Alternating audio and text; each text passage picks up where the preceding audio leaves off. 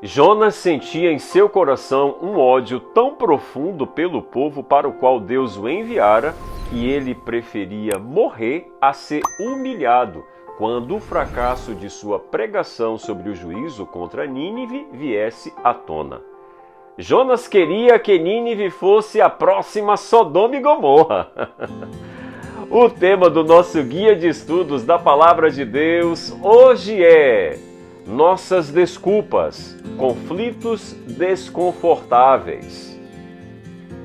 O que será que havia de errado com o profeta Jonas? A história não termina com o arrependimento de Jonas, mas se volta para nós. Qual será a nossa atitude diante da preocupação de Deus em relação aos ímpios e cruéis que nós conhecemos?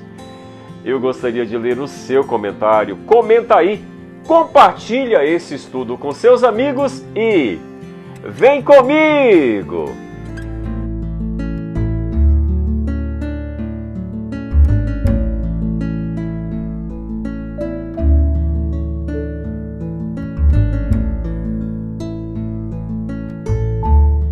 Vamos ler o que está escrito na Palavra de Deus.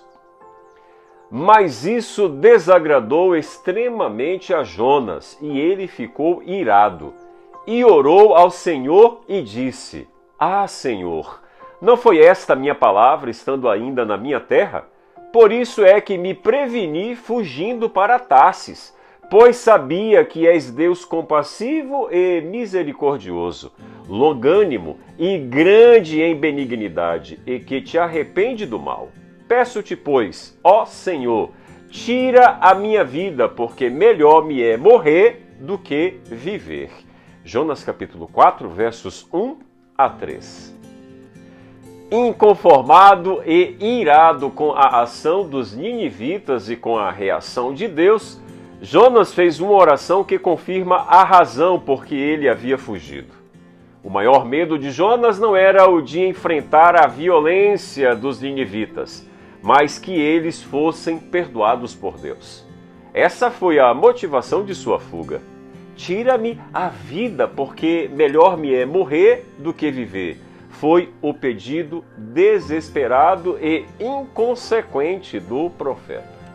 Apesar de suas intempéries e senso de justiça própria, Jonas conhecia ao Deus que servia. És Deus clemente e misericordioso, e tardio em irar-se, e grande em benignidade, e que te arrependes do mal. Diferente da versão tirana criada pelo pensamento de que Deus é um ser que tem prazer em destruir os desobedientes, a experiência de Nínive certamente é uma prova contundente de que Deus não tem prazer na morte dos perversos. Antes, deseja que ele se converta e que mude os seus caminhos e viva. Ezequiel capítulo 18, verso 23. A paciência de Deus para com o profeta foi tão grande quanto foi com os ninivitas, se não maior, porque Jonas era conhecedor da palavra, mas aquele povo não sabia discernir entre a mão direita da mão esquerda. Eram ignorantes acerca do que era certo e do que era errado. Deus, então, em sua infinita misericórdia, permite que aquele seu zelo, aquele seu servo, aprenda uma lição de amor. Jonas construiu um abrigo provisório para assistir o que aconteceria com a cidade. Em seu desconforto, Deus fez crescer sobre ele uma planta que lhe traria um pouco de alívio, e em meio àquele calor que existia naquela época no Oriente. O fato de ele ter se alegrado em extremo por causa da planta não foi só pela sombra que ela lhe proporcionou, mas provavelmente o profeta pensou em ser a planta um sinal de que Deus o estava abençoando e confirmando a sentença condenativa que logo ele iria contemplar, o juízo de Deus sobre a cidade de Nínive. Contudo, a planta secou, o calor aumentou e pela segunda vez Jonas pediu a morte. E pela segunda vez o Senhor lhe perguntou: é razoável essa tua ira? Jonas capítulo 4, verso 9. Faltava algo para Jonas. A sua vida passou a não fazer mais sentido. A sua resposta diante do ocorrido revelava algo que teria sido a principal causa da enfermidade na mente humana: a ausência do espírito de perdão.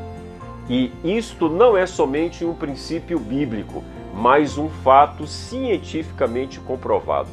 Não perdoar pode causar problemas emocionais e até físicos, e muitos graves. O perdão não é algo automático. Perdoei e está tudo certo. Não, senhor. Existe todo um processo que requer paciência e perseverança. Percebam que Deus provocou Jonas a, mesmo sem perceber, passar pela primeira fase do processo, que é reconhecer a ira e a mágoa. Por mais que a atitude do profeta Jonas estivesse temperada de raiva, ele reconheceu o seu rancor diante de Deus. Ele deixou bem claro o que ele estava sentindo. E Deus não nos priva de expressarmos nossos sentimentos.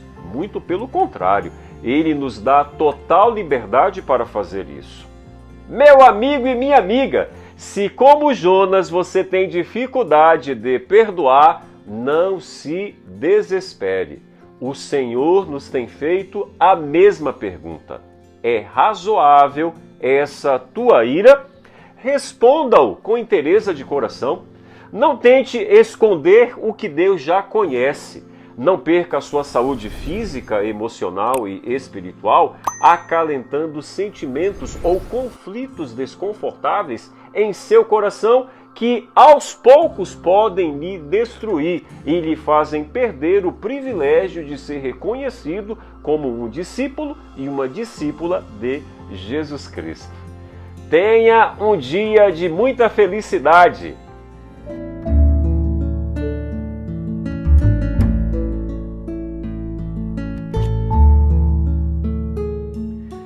Vamos orar. Bondoso Deus, nosso eterno Pai, não permita, Senhor, que os conflitos desconfortáveis que travamos em nosso coração nos impeça de perdoar aqueles a quem já nos ofendeu, nos machucou e nos magoou. Não permita que o ódio, o rancor e a ira dominem o nosso coração, mas que possamos ter um coração perdoador. Nos dê um dia de muita felicidade na Tua presença e na Tua companhia. É o que nós te pedimos em nome de Jesus. Amém. Fica com Deus, fique na paz. Maranata!